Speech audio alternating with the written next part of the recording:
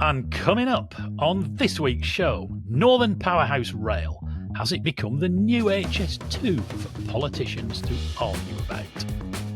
The Liberal Democrats announce a new rail policy, but Richard has many questions. And Avanti West Coast, hooray, runs trials using the Settle Carlisle line as a diversionary route, and Richard was on board. Welcome to Green Signals from me, Nigel Harris, and... from me, Richard Bowker. Now, last week we said we'd come back to the Northern Powerhouse Rail story and the statements by Reform Deputy Leader Richard Tice MP, who said that if they form the next government, they'll cancel anything that even looks like Northern Powerhouse Rail, as well as HS2, whatever state it's reached. One of the organisations most heavily criticised by the report is a Northern Powerhouse Partnership, whose chief executive is Henri Murison. So Richard grabbed the bull by the horns, as is his wont, and spoke to Henri himself to hear his reactions. Henri, welcome to Green Signals. Look, we're talking about this recent policy exchange report authored by Andrew Gilligan, entitled "Instead of High-Speed Rail, Northern Transport Schemes That Will Work." I mean, when you read it, you might as well have just added to that at the end, as opposed to the rubbish they keep pushing, despite the fact that they won't work. I mean, this report must have brightened your day when it landed. I mean, I have to say, obviously, I have a long history with Andrew Gilligan, as many others do, and none of this is new to any of us who've had any dealings with him, because I think on every occasion that Andrew has worked in government, he has largely only been interested in finding ways to damage and curtail HS2, and in the end he succeeded in doing that. But all the time he kept promising that the reason he was doing that was so that they could invest more money more quickly in East-West rail solutions. So it's in many ways entirely unsurprising that all that time when Andrew was claiming that was what he was really trying to do, that was never really his agenda. And I think my sort of kind of response to the general tenet of the work is that in the end, lots of people, most notably Treasury officials, are always very keen to tell you that there is an even better or a better value solution to whatever thing you want, but it just needs to have some more optioneering done or just needs some more work to study it. And in my experience, it's largely a delaying tactic to get you to give up and just go away. And I think having spent a lot of time with Treasury officials with their help causing lots of damage to various other rail projects across the country, seems to have learnt some of those tricks from those who have maybe been more experienced at that game than even he is. Doesn't hold back though, does he? I mean, there's this comment, one of many, but this was in the executive summary. Many of the claims the Northern Powerhouse Partnership has made for the economic benefits of high-speed rail are false, full stop. I mean, that's pretty punchy stuff. And I think the point is that we, of course, will now probably never know what the real HS2 benefits would have been, because largely that project, thanks to Andrew's handiwork, has been so curtailed that we won't have many of the original benefits probably whenever we finish it. I think my reflection on Northern Powerhouse Rail is that, of course, it is not largely a high-speed rail project. It is largely upgrades of conventional lines with some new bits of infrastructure, which would certainly be enable you to run fast services, but they are not what most people would describe as high-speed infrastructure. In fact, Northern Powerhouse Rail is not the first name of this project. It was originally referred to by George Osborne when he launched it in the Power Hall in Manchester more than a decade ago now as HS3 from memory, but the name had to be changed long before the reputation of HS2 became a controversial topic, because it isn't actually a high-speed network. It is a network of higher speed and faster services, which are predominantly being put on new lines to make them more reliable and more frequent, rather than ostensibly actually to speed them up. That is a side benefit of having new infrastructure, but it's not the main reason why you would do it. So that frequency thing is key, isn't it? And I wonder whether definition is a bit of your problem here, because, you know, Hugh Merriman's leading this project looking at a Liverpool-Manchester railway, and that's variously described as high speed? Then does it involve a new station in Manchester connecting with HS2 if that gets revived? And what about Transpennine route upgrade? And the Yorkshire mayors seem to be doing slightly something different now with the White Rose initiative. Do you think there's a definitional problem here? People don't quite understand what Northern Powerhouse Rail is.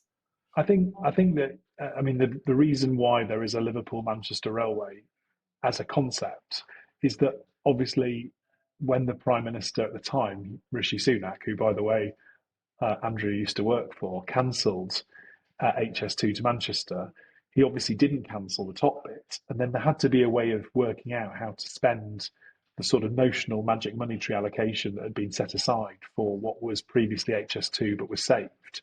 So the kind of balkanisation of the North on this agenda is a sort of unfortunate side effect, really, of the cancellation decision, because it created this concept, rightly, that Steve and Andy, the mayors in Liverpool City Region and GM, should have a stake in what replaced what was the old HS2 infrastructure. And then very quickly after that, they agreed with each other and with many of their northern colleagues and the wider business community that what was needed was a new line from Manchester Airport through to Manchester Piccadilly, which is exactly what Northern Powerhouse Rail always included, but had always not had to find the money for because it had been in the HS2 budget. That's just a statement of facts. Now, it isn't part of HS2 anymore. It is integrally part of a project that would deliver what Andy and Steve have referred to as the Northern Arc, which absolutely is that wider vision going across to Yorkshire. But if only because the Liverpool-Manchester Railway was built on an agreement between Steve and Andy that was forged by Rishi Sunak, brought them together to do that work with government. Do you mean the Yorkshire mayors then did need to articulate what were the projects on that side of the Pennines that would also then give you that wider Northern Powerhouse Rail network? So I'm quite positive about the fact that all the mayors are still collectively pretty much signed up to the vision of Northern Powerhouse Rail that was the one that Northern Council leaders agreed to all those years ago. We've had pretty much unanimity on what is needed in order to better connect the north of England. And I mean, Andrew would probably disagree with my use of the economic projections, which were independently done at the time. But without even quoting any of the financial numbers, 3.8 million people would be within 90 minutes of 4 or more northern cities. And importantly, for global connectivity, it would more than double the number of people able to access Manchester Airport within 90 minutes. And if you look at the differential between the number of people who currently drive to Manchester Airport as compared with getting there by train compared to the London airports, it is night and day. And so if you're an international airline wondering if you're going to bring a flight to the UK, and you can choose to send it to Gatwick or Heathrow or to Manchester, the reality is your customers will largely have to drive if they want to get there from a key part of the catchment in Yorkshire, because the rail connectivity isn't good enough. So again, I'm not going to quote any economic numbers because apparently they're all spurious, but you have to be able to articulate what the benefits of this are. And I think a very basic understanding of economics tells you that if many more people can travel between the northern cities by public transport, that their ability to do so and then live different lives and take up different job opportunities would be a considerable improvement on what we have today, where in reality, if you want to travel across the Pennines, you often do it by car. Okay, and I get the point about connectivity. Your point about the airport is a very fair one. But the one thing that when I read in this report that I thought, that is an interesting point, is this whole stuff around agglomeration, right? This notion, I think Northern Powerhouse Partnership had said in something like 2022 that you will create this megatropolis, right? And what Gilligan does do is he looks at examples in the Rhine-Ruhr and he looks at the Randstad in the Netherlands and says, no, agglomeration occurs within city regions. It does not occur between them. You're trying to create something that it doesn't exist. It's not a value. It's flawed. Has he got a point with that? So I would argue that he is wrong, but the fact that I think he's wrong doesn't really matter because I'm just Henri Murison, the hired help, according to Mr. Gilligan, of the infrastructure sector. I'm glad you've taken it so well, Henri. But I mean, Jim O'Neill, who's my former chair at MPP and has actually been a critic on many occasions of projects like High Speed 2, he is not he cannot be accused of being some handmaiden of every infrastructure project going.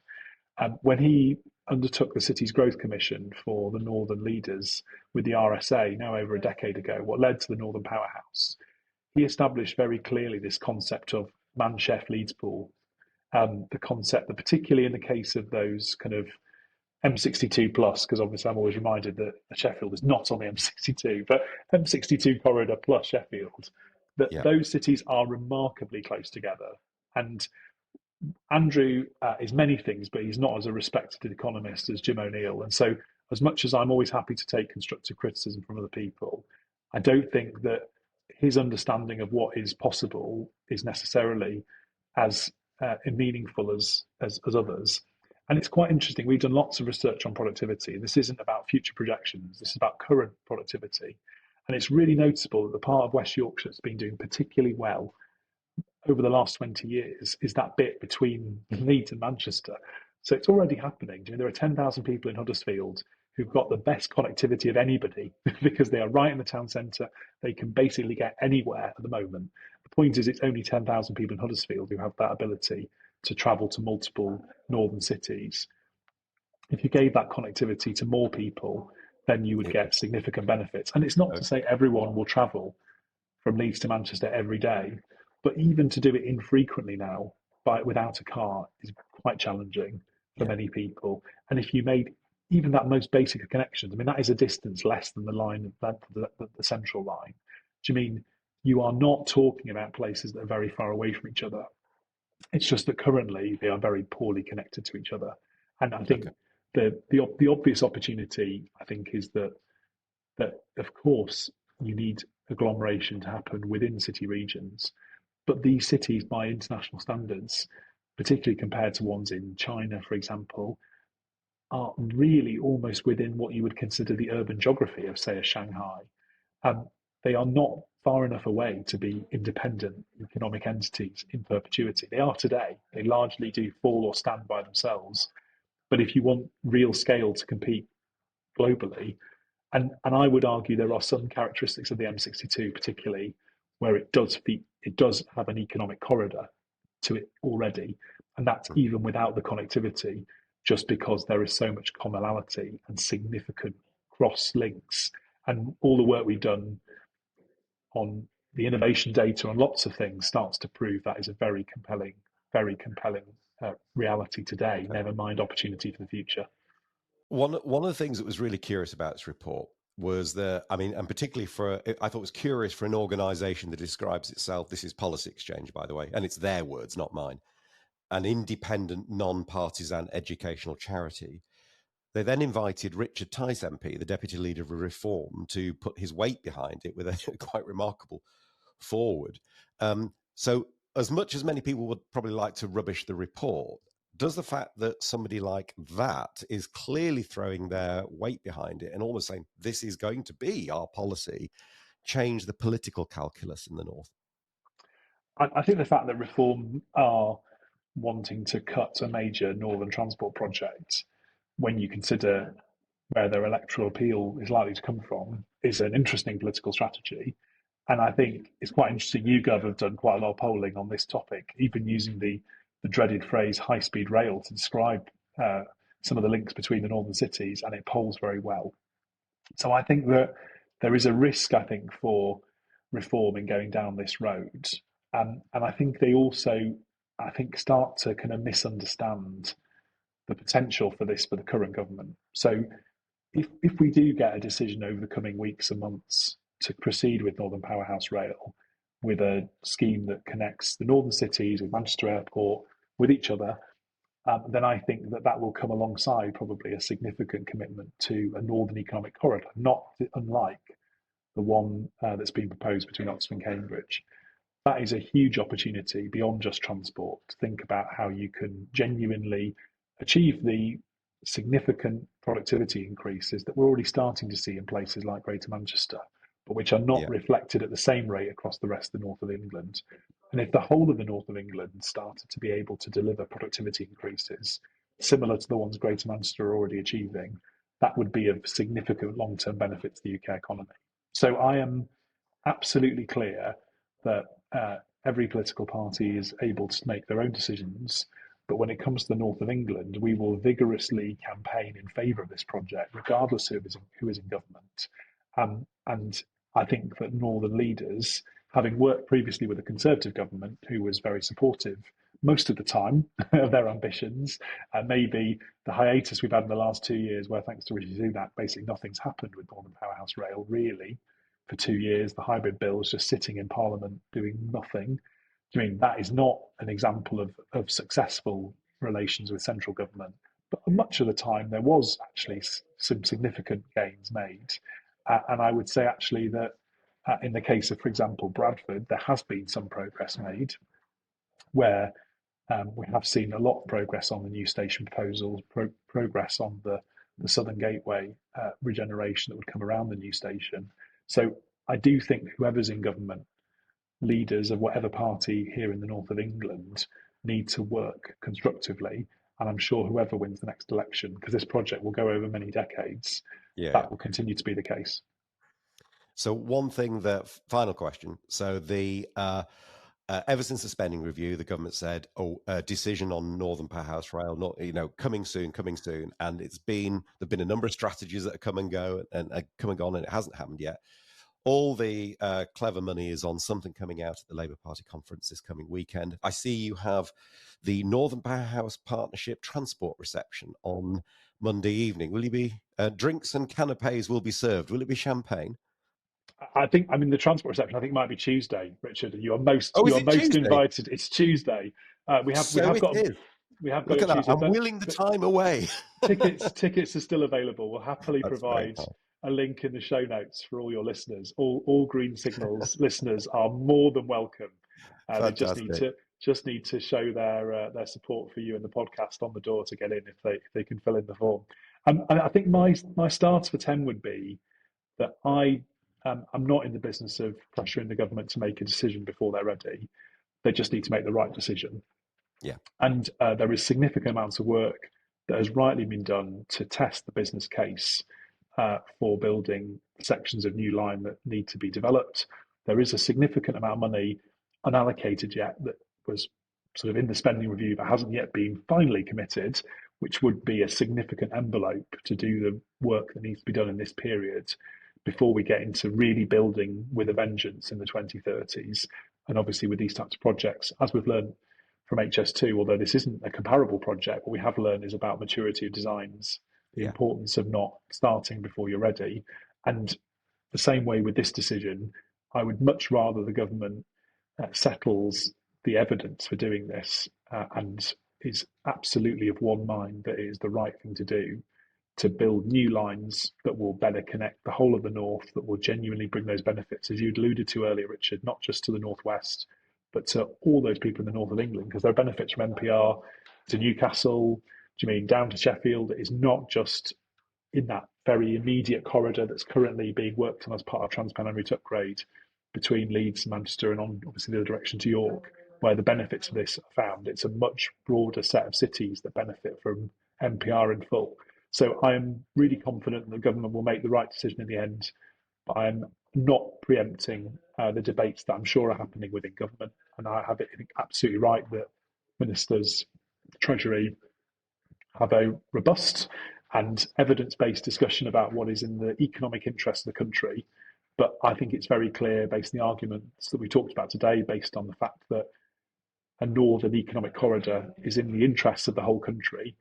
Can't forget that Middlesbrough and Hull, both bigger places than Oxford and Cambridge. So as much as I'm a huge supporter of the Oxford-Cambridge growth proposals and what's being done there, the scale of what we could achieve in the north of England, including working with other parts of the country, not to the exclusion of proposed partnerships we have with other parts of the UK, but the ability to create a genuinely single integrated labour market across the north of England is a huge opportunity for the whole country.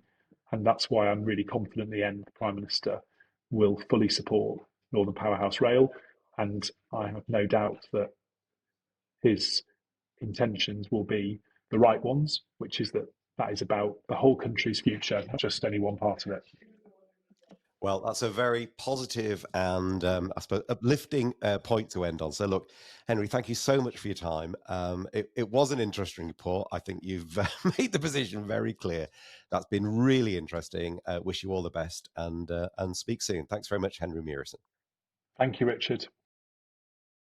Just before we talk about that interview, Nigel, just want to mention, just repeat what Henry said right at the end there, which is the invitation. Oh, yes. For any Green Signaler subscriber who would like to go to the Northern Powerhouse Partnership Transport Reception, they are very welcome to do so. It is on Tuesday, the 30th of September. It's between 5 and 7 p.m. It's at Ernst & Young in Liverpool, which is at the Albert Dock in Liverpool. We'll put the registration link on our website. If you need any help, just ping us an email to info@greensignals.org and we'll do our best. But you don't get the chance to go to things like that terribly often. I believe the Secretary of State for Transport will be speaking. So, yes, if anybody would like to go, that was a genuine offer from Henry, and we'll put the link on our website. Good, eh? Sadly, I'm not in Liverpool otherwise, but worth going, if only for the Albert Dock, but there you go. Indeed so. So there you go. That was Henry's view on this report, and sort of suitably punchy. I think there's a few other things worth just mentioning about this report. First, there's a lot about the West Coast Main Line in its current form and what it could become, even without Phase 2A and Phase 2B of HS2 being implemented. And just to remind everybody, if you're not a regular listener, Phase 2A would have been the bit that took the HS2 from just north of Birmingham, where it's currently going to finish, to Crewe. Okay, and that would have been relatively short, but a very important piece. And there's one of the interesting things, and I use that word quite advisedly, that Andrew Gilligan says in his report. He says this: as number 10 transport advisor, the author, he's talking about himself, the author repeatedly asked for evidence that the West Coast Main Line would soon be full, but was never given any, right? Now that is, yeah, well, exactly. That was my reaction too. What he then goes on to do, and this is my opinion, right, at least, he suggests that he's equating the fact that not every single seat on every single train is being used with the fact that the line is not full, right? And he's almost in his head is, unless every single seat on every single train is full, clearly the line's not full. That is a very basic misunderstanding, right? We know not every train is full and standing, right? We know that. I mean, if it was, that would be a whole different set of issues, right? But it doesn't mean the line isn't full. In terms of being able to run more trains, it is or close to it. So, for instance, we know today that there's a demand to run more services down the Trent Valley, through places like, I don't know, Tamworth, Lichfield, and so on. But we can't. The market's there to justify it. We can't do it without HS2 Phase 2A or something else like it. There isn't going to be the room to do that in the foreseeable future. So I'm afraid he is wrong. From a practical point of view, in terms of putting more services on, that line is full or close to it. There is a difference between trains being full and the line being full, which he seems not to appreciate. And he also seems to have the fairly naive, simplistic view that all the issues that HS2 to Manchester would have solved could be sorted instead just with that poor grade separated junction at Colwich and new tunnels at Shugborough. What do you think of that? He does, and it's remarkable. It's almost like dismissed as, oh, it's obvious, right? Well, it's not actually. If you've, I remember when I first started looking at the West Coast Main Line back in my Virgin days, even before the Strategic Rail Authority, and I remember somebody very seasoned and experienced describing it as basically it's a couple of 100 miles of bottlenecks, sort of connected by bits of railway that sometimes work and sometimes don't. I mean, it is a bit of a bottleneck kind of railway. And, if you fix one, actually what you then do is you move the problem to the next one and so on and so forth. I've been chatting with William Barter recently, who is he does know, a very highly respected train planner, railway operator and so on. And we were chatting about this. He said, and I don't know whether Andrew Gilligan knows this. It would appear he doesn't. Or if his rail advisor, who he's clearly got one, does know it and hasn't bothered to tell Andrew Gilligan. But there's a big issue, right? The 4 tracks south of Colwich are configured in a way, you know how, if you're going to London, that's it, yeah. If you're going to London, it's the up. If you're coming away from London, it's the down. And there's fast lines and slow lines. The configuration, the pairs south of Colwich are I think it's up. If you look at it from the top, from the northernmost line, so it's up, up, down, down, right? But then you go through Colwich, which is just like spaghetti, and then you go through the 2-track section through the Shugborough Tunnel. Then you come out the other side of that, and it's 4 tracks again. But the problem is this time it's up, down, right? It's like having 2 double-track railways side by side, and you kind of go, "Oh, that's simple. Just fix that." It's not simple. It's not simple at all, because you've got to find a way of moving stuff so that it's like having one of those pipes where it fits on one end, and then you look at the other end, and it's like that. It doesn't work. It's the wrong. They both got the same connector, right? If you imagine it like a bit of an electrical circuit, you're suddenly cross-connecting the wires at each end of that section. Yeah. And if you put a grade separated junction in at Colwich, that doesn't solve that configuration problem. No. Right? That just gets the lines off to Stoke sort of out of the way a little bit easier. That configuration problem is a huge issue. And probably it can be fixed by putting another flyover somewhere.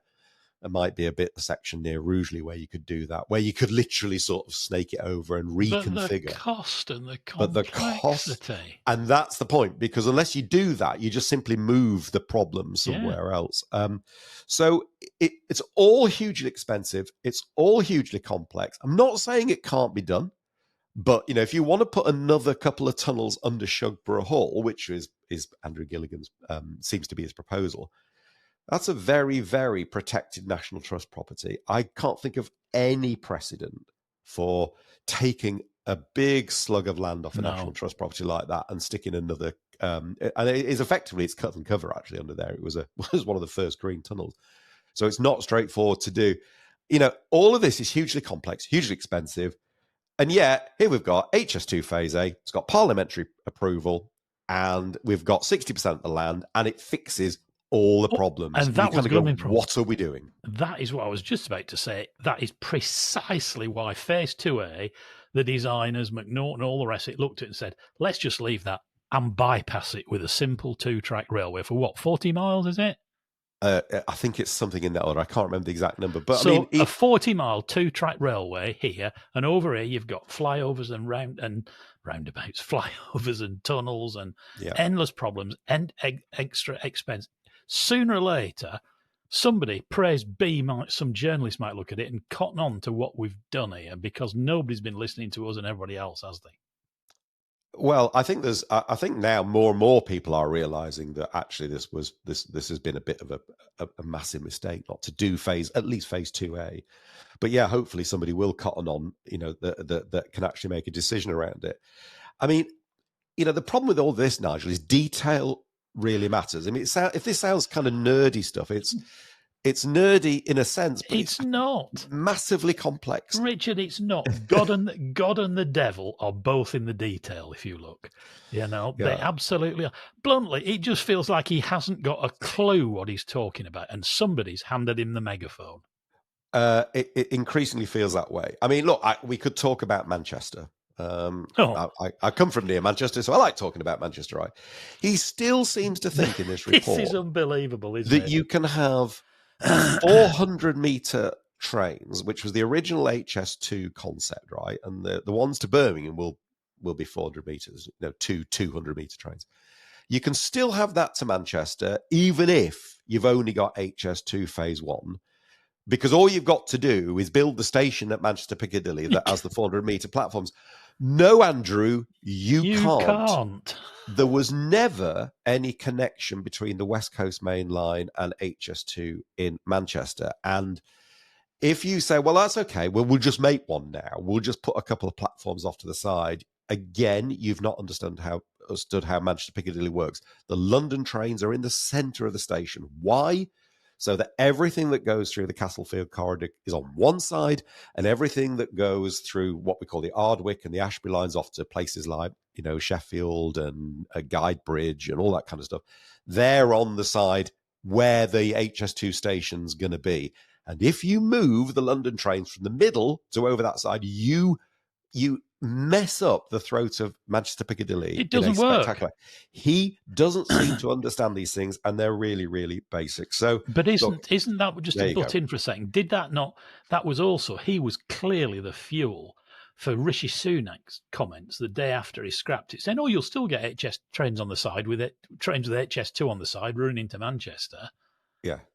Well, no, you won't. Not in the sense that he thinks. He thinks that people haven't given him any evidence as to why the West Coast Main Line is full. Mr. Gilligan, could you give us any evidence, please, as to how you are going to make Manchester Piccadilly work without spending billions and billions if you think you can still have 400-metre long trains into a new station at Manchester Piccadilly? Because you can't. Because we don't know how, right? So I think that's the problem. When you read this report, frankly, it's just so full of holes. It would give the best Swiss cheese a good run for its money. It just doesn't really work at all, and I'm not sure you can take it terribly seriously as a result. And yet, it is so important. And by the time everybody realises what a horrible mistake's been made, it's going to be too late. Yeah. All right, right now, since Richard Tice MP, Deputy Leader of Reform, clearly believes this report is worthy enough of him writing the foreword to it, we naturally tried to get in touch with Reform to ask a few pertinent questions. Guess what? Unfortunately, it turns out to be rather difficult to get anyone at Reform to answer any media inquiries. We shall keep trying, though, because we're nothing if not persistent. So, I don't think we can say much more about that for the time being, can we, Richard? We had a little rant each there, and we'll go on. Right. It's now party conference season again, of course, and the Liberal Democrats held theirs this week in Bournemouth. Now, one of the motions debated and passed was in respect to transport. Policy motion F22 was entitled Connecting Communities, Building a Transport Network Fit for the 21st Century. Richard, what do you make of all this then? I know it's got some bits in it that will have raised at least one of your eyebrows. Yeah, I mean, look, they're always slightly odd things to read these sort of conference motions because of the way they're drafted. They've got a very sort of specific form. So, weird? It is a bit odd. So this one sets out, conference notes that, conference is invited to reaffirm pledges that, and then conference resolves, so it's all a bit sort of debating society. Very Victorian, isn't it? It is quite old-fashioned, but it kind of works. I mean, but it's just a bit odd to read if you're not used to it. So, amongst all that sort of slightly tortured language, there's a few things that are worth just pointing out that the Liberal Democrats have said. They're going to their policy, and bearing in mind this is policy. This is not funded commitments in a manifesto, right? So it's just what bear they'll be that in mind. campaigning for. Yeah. So they're going to establish nationwide tap-out ticketing. Okay, that's pretty interesting. Create a statutory duty on accessibility for the railway. This has been a big thing of theirs for a while, and I'm completely supportive of access for all. But again, this is where unfunded costs do come in. This'll. I see the hand of one certain Ollie Glover MP actually here. Ensure new rail lines are electrified as standard, like as the default, and set clear targets to accelerate the electrification of track alongside the use of battery and hydrogen in appropriate parts of the network. So that, strong commitment to electrification. And then the one that did make my eyebrows raise, reverse the cuts to restoring your railway, i.e. the reversing beaching stuff. And then there was one of the things that was reaffirmed, one of the pledges they reaffirmed, which is very relevant for what we just talked about. Review the Conservative government's cancellation of HS2's leg to Manchester with a view to reversal or alternative delivery in whatever way provides value for money. So that's a very, if you believe that, it's very positive. So I don't think we want to go into too much detail on this today, Nigel, because I've got some very good news. Paul Kohler, who's the Liberal Democrat spokesperson for transport, he's agreed to come on to Green Signals and chat about the transport policy and rail in particular. And I'm actually also interested in things like integrated transport and active travel and stuff like that, which is a very core part of what their transport policy is. So that's something to really look forward to. We just need to sort diaries out. But that I think that will be interesting to hear a perspective from Paul. I shall look forward to that, Richard, not least because it'll give you another opportunity to bang on about buses. Yeah, I love buses. You know me and buses, so yeah. I do. Excuse me. Right, now, wonderful news for folk like me who've been banging on about this for time immemorial and been frustrated that for the last 10 years it's appeared to be impossible to get diversionary services running via the Settle and Carlisle line during periods of disruption on the West Coast main line between Preston and Carlisle. Well, it's impossible no more. Let that sink in. Avanti West Coast announced on Monday the 22nd that after working closely with Network Rail and many other operators who do deserve credit, being seriously, it will be running a Preston to Carlisle shuttle via the Settle and Carlisle line, hoorah, in a 2-week blockade from January the 1st to 14th, 2026. On 20th of August, Avanti West Coast ran a test train and green signals were on board because Richard went along not only to record the event for posterity, but he went to talk to those top dogs who were making it happen. We published Richard's excellent video on Monday, September the 22nd, so early this week. But here's an excerpt. Enjoy. I did. We arrive into Appleby, where we have a brief stop and a chance to stretch our legs. The sight of this train certainly draws both curious and admiring glances. The opportunity is being taken to check train lengths and platform clearances, no doubt. And I get the chance for a shot of the lovely juxtaposition of a brand new Class 805 Evro train underneath bracketed London Midland semaphore signals. Appleby is the county town of the historic county of Westmoreland, and with a population of around 3,000, it's a sizable community. It's the kind of place that could so easily have lost its rail service during the beaching cuts, and indeed British Rail's ill-fated, from their point of view, attempt to close it in the 1980s. What I especially like is the fact that so many of the original Midland Railway features have been retained here, without it compromising at all any of the functionality of the station. Back on the train for the run to Carlisle, and I'm reminded that this diversionary service will actually be a shuttle between Preston and Carlisle. As Andy had explained earlier, for 6 days of the blockade, the West Coast main lines actually closed north of Carlisle as well, whilst Network Rail carry out engineering work near Kingmore Yard. And so trains coming down from Glasgow will reverse at Lockerbie, resulting in the need for a replacement bus service between Carlisle and Lockerbie. This is all going to take a serious communication exercise. Andy Mellors again. And what you've seen today is a really good example of the cross-industry collaboration between operators, not just those operators that are directly affected by the closure of the West Coast Main Line, ourselves, TransPennine and Northern, but also other operators that will be able to support the flow of customers elsewhere. So ScotRail, LNER, Cross Country, all really important as part of the overall proposition. We'll be.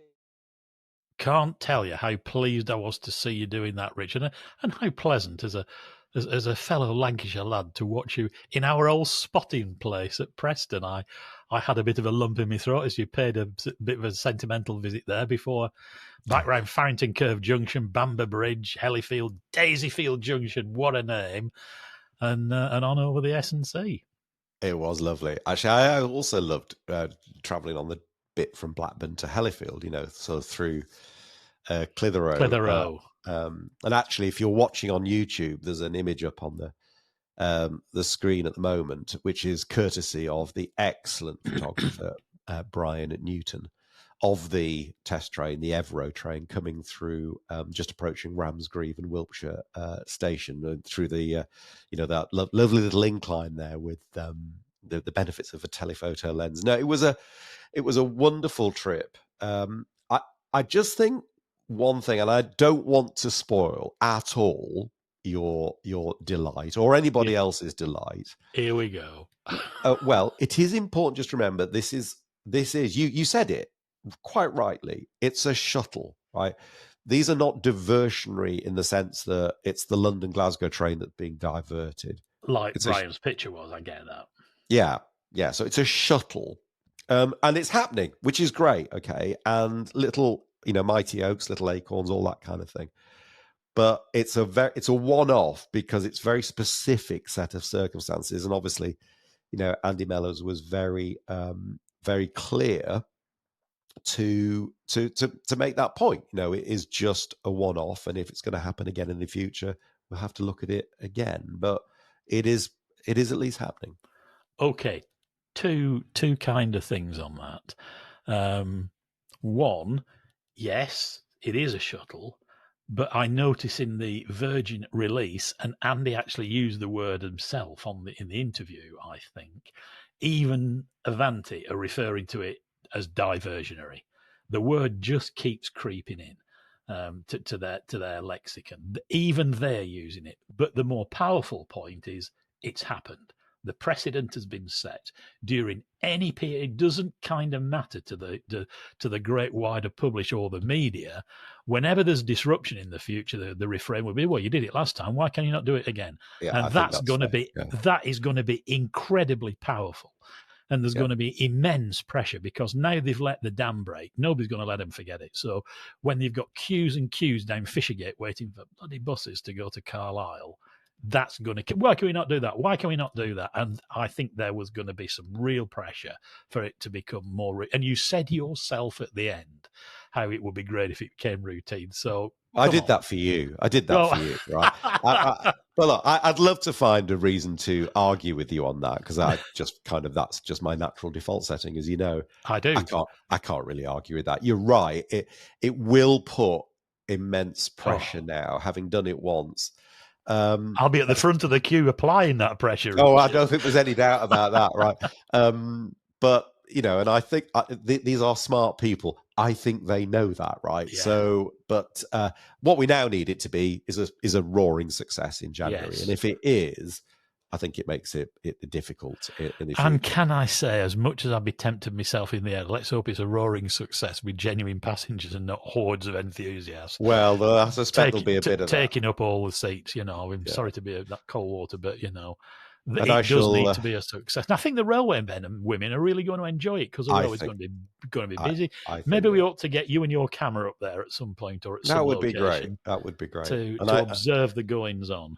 And I loved your little deliberate mistake there about the Virgin press release. It is, of course. Did I? Oh, God. Brilliant. My brain, as I was working up to that, I thought I mustn't say Virgin. Of course, well, it's fine. It was because of that lovely picture of Brian's of that of the train going over Ribblehead. Over Ribblehead Viaduct with the red and white stripes and the DVT on the back, and absolutely that wonderful one of, I think was the other one Brian's as well? Or was it no, the other one was by Nigel Valentine. At Hellifield. 47 at Hellifield. It's superb. So thank Between you to those two beautiful Midland Railway wooden post shunting signals. By the way, were you aware that in its heyday, Hellifield had 100 staff? I did not know that. That is quite something, isn't it? Peter Bourne's book, North of Leeds, Revelations in there. Reading and there we go. Sorry, I'll let you get on. Trip down memory lane. There we go. Right, before we move on, Richard, I think we should take a moment to celebrate the fact that this GS episode is published just 2 days before the official anniversary marking 200 years of the modern railway. September the 27th, this Saturday, is the 200th anniversary of the opening of the Stockton and Darlington Railway, which opened on that day in 1825. There have apparently been around 2,000 events in 2025 celebrating Railway 200 this year. Isn't that great? And that's just up to now, from local festivals to heritage galas, the amazing Greatest Gathering in Derby, and of course the Inspiration Train, which continues to tour the country. There have, of course, been plenty of debates about when railways really began, and that was much earlier than 1825.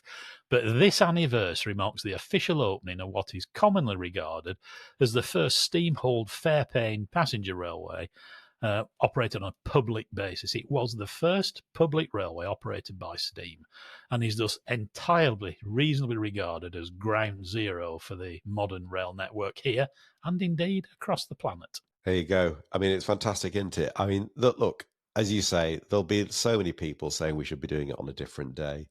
But yeah, it's exactly as you described. It's a great milestone. I've got to hat tip to everybody at Railway 200, everybody involved with it. I mean, I can think of some names. I'll probably forget loads, but Mike Lamport, who's put so much heart, soul into it. Alan Hyde on the communications, Anthony Cools, and Emma Roberts from the NRM Network Rail. Absolutely, and there's loads and loads and loads more, all alongside the regular jobs. Yeah, absolutely.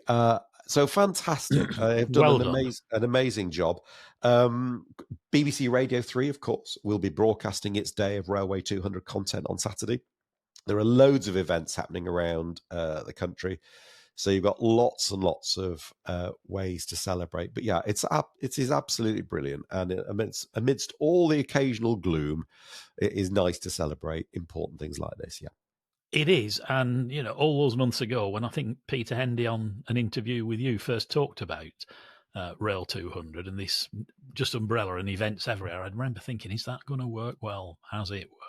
It has, yeah. It's been really brilliant, and all those people who've made it happen, as you say, well done to them all.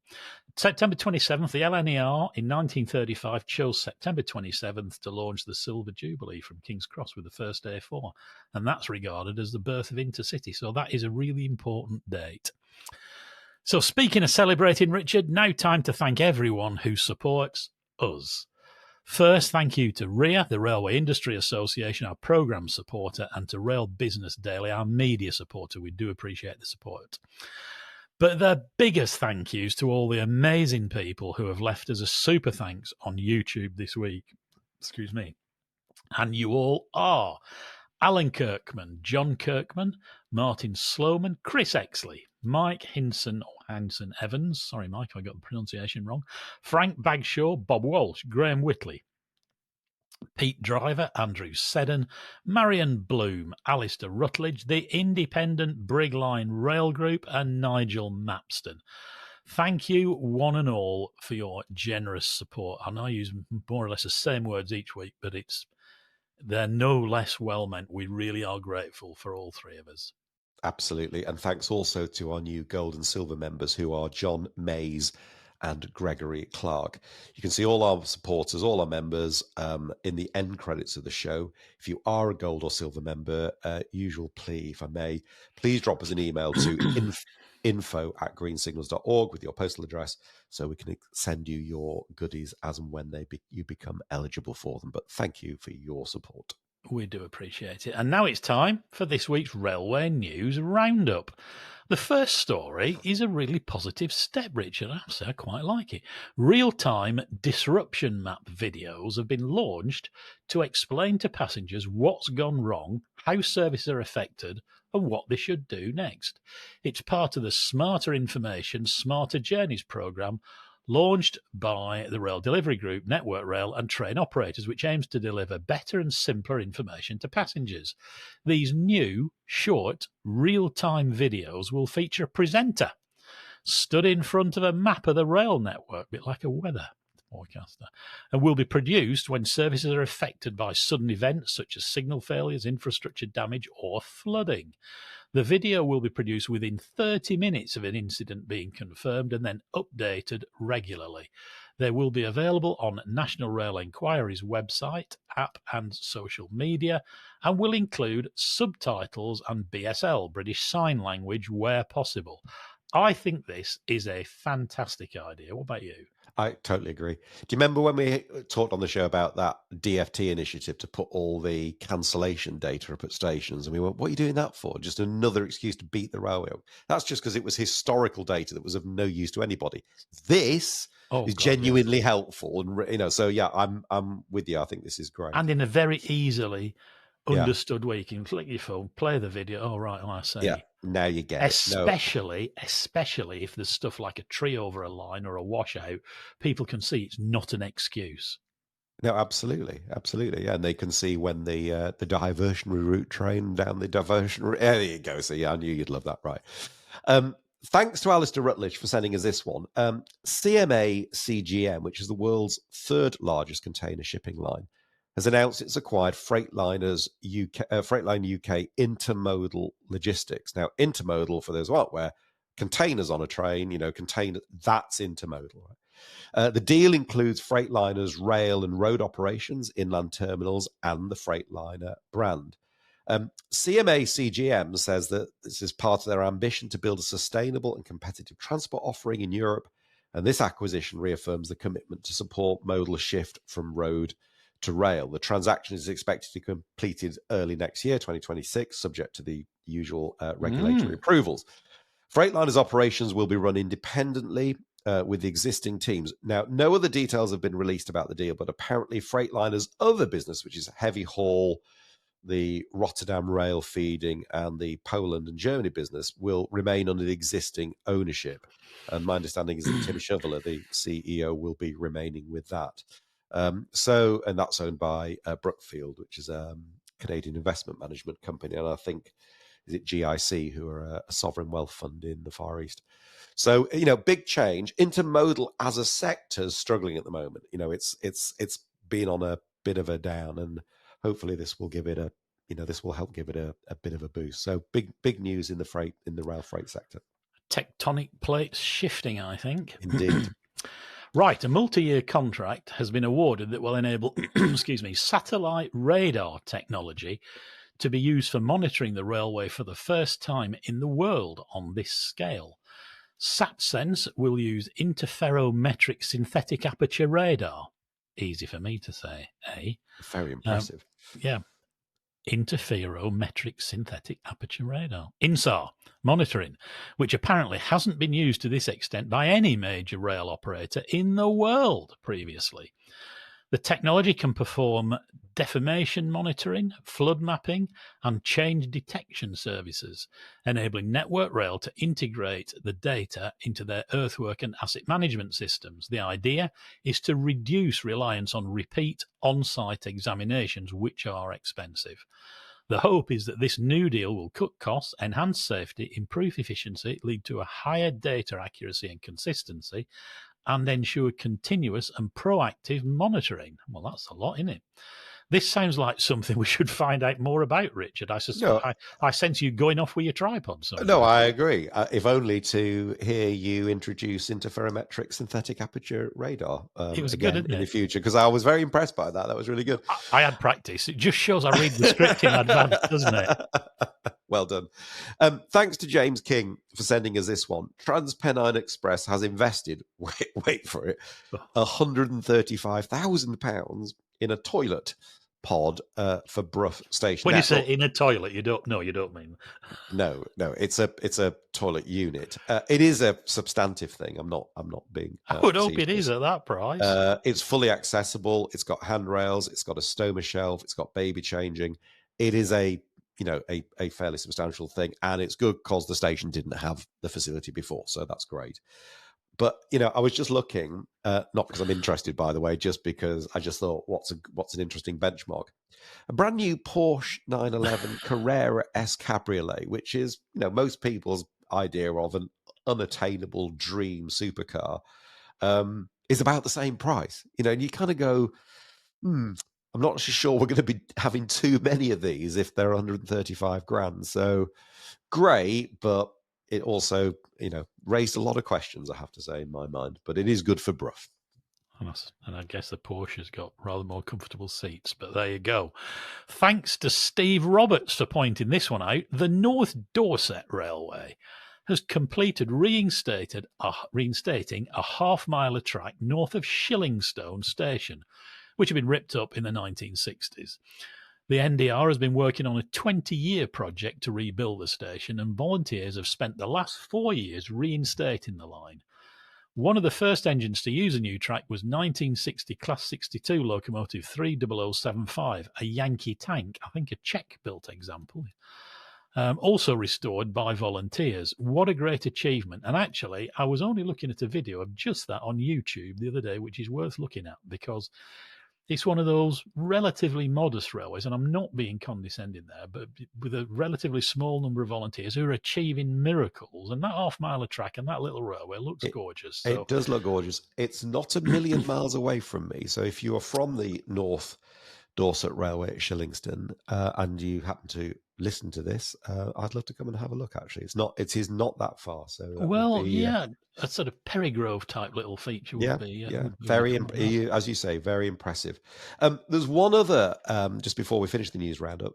It was a bit of breaking news yesterday. Actually, I thought it was worth mentioning. So many green signalers were pinging us emails and WhatsApps last night to tell us about it. And it is the news that Pathfinder Railtours, set up by Peter Watts, I think now owned, isn't it, by Barry Cordell, are going to close their doors. It's they haven't gone bust. It's nothing like that. Barry's decided to retire. It will be a very orderly, solvent wind down. They'll just simply close the doors. They're going to fulfill all their rail tours between now and the end of the year, and it's a very professional and way to do things. But also a bit sad, because I've got to say, of all the rail tours I've been on over the years, I loved these, particularly in the days when they were F&W, which is when I used to do lots of rail tours, and Skirl of the Pipes was one of my favourite group of rail tours. They were well planned and worked. Superbly done. So that is the end of an era, isn't it? There's no doubt about that. On a wider point, I think there's quite a few railway businesses entering that phase where very well-known businesses run by high-profile individuals who drove it and didn't make a fortune are coming up to retirement, and they're not businesses that you can sell. Robert Humm's bookshop in Stamford, Robert's retiring, and for just the same reason. Yeah. And these were companies which we've both grown up with, haven't we? Absolutely. Okay, if you'd like to send us any snippets of news, you can drop us an email at news@greensignals.org. Big news, little news, round you, more widely national. Please send us all of it. We'd rather be told several times than not at all. We can't promise to read them all out, but if we read yours, we'll give you a name check. So please let us know what you've seen. Absolutely. Which means it's now time to do the quiz. Hurrah. Now, last week's question was a riddle. It was this. My first is in Atlantic. My second is in Prairie. My third is in Mogul. My fourth is in Pacific. My fifth is in Mikado. All wheel arrangements of steam locomotives, obviously. I am an English railway station, still open today, but where am I? So it was obviously 5 letters. And the only 5-letter station that meets that set of parameters is Earlham in Greater Manchester. And so well done. Loads and loads and loads of you got it right, as ever. Blows us away. And the winner, randomly chosen from all the many correct answers we had, was Steve Moorcroft. So well done, Steve. If you can send us another email to quiz@greensignals.org, I will get your mug sent out to you in due course. I've got a big batch going out, actually, so if you can get your skates on, I might be able to get it out this week. So that would be the same Earlham, otherwise known as Earlham at Thaites on various signs and things, stations. Is that right? Okay. I think it's just plain old Earlham now, isn't it? But yeah. But there you go. That was what it was. It was a good one. That I'd like that. And to this week's quiz, hit us with it. Hit you with it. Okay. I'm going to have to get my enunciation perfect on this. Who or what was the innominate Brit? Who or what was known as the innominate Brit? Okay. We'll actually put that question on our website, actually, just so you can see how to spell that word, innominate. If you Google it, won't it? Yeah. If you think you know, answers please to quiz@greensignals.org by midday on Saturday, September 27th. We'll put all the correct answers in a hat and select a winner at random. Good old quiz. Here's a nice little story to end on, appropriately celebrating 200 years of the railway this week, Richard. Royal Mail has today, if you're watching this on Thursday, September the 25th, released a set of stamps to celebrate the heritage of British steam locomotives and the development of the UK rail network. 10 stamps, each feature a locomotive that helped shape the railway. You can predict some of them, including Locomotion Number 1, Rocket, Mallard and Evening Star. There's also a miniature sheet of 4 stamps to mark 200 years since the opening of the Stockton and Darlington Railway. So philatelists need to get busy. A number of different options to buy the commemorative stamps are available at Royal Mail's online shop. Did you used to collect stamps? I did.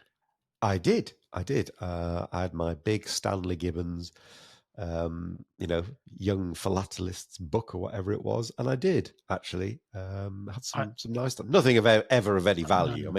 But I used to troll along down the Oxford Road to Sharp's newsagents on a Saturday morning, buy those little packets of foreign stamps for 6pence, I think. Brilliant. Yeah, no, they were great. Stamp hinges. Do you remember stamp hinges? Sorry, I'm getting off. No, stamp hinges. I do. We're showing our age here now, right? Impossible things. They were impossible things. You're right. There you go. Right, and sadly, that's all we've got time for this week, so we better wrap it up before we waffle on about all sorts of stuff, or I do.